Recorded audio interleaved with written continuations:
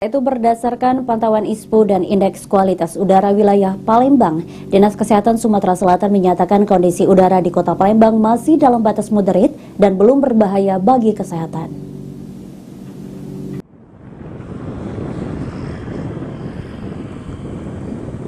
Kepala Dinas Kesehatan Sumsel Trisna Warman mengatakan, dalam beberapa waktu terakhir sejak terjadinya bencana asap di Sumsel, pihaknya bersama Dinkes Kabupaten dan Kota terus melakukan sosialisasi kepada masyarakat terkait bahaya asap terhadap kesehatan. Secara periodik melakukan pemantauan indeks standar pencemar udara atau ISPU dan indeks kualitas udara di seluruh wilayah Sumsel bekerja sama dengan Badan Penanggulangan Bencana Daerah. Berdasarkan pantauan ISPU dan indeks kualitas udara di beberapa wilayah, kondisi udara masih belum berbahaya lantaran belum melebihi ambang batas di atas 200, atau saat ini ISPU masih di angka 186.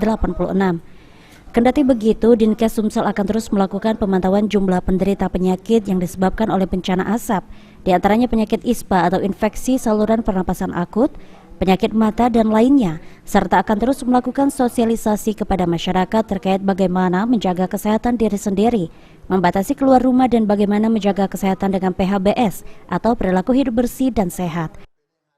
Di bawah satu, kemarin pernah naik 200-an, turun lagi. Makanan bergizi, jaga PHBS, perilaku hidup bersih dan sehat, banyak minum air putih, dan juga makan buah-buahan.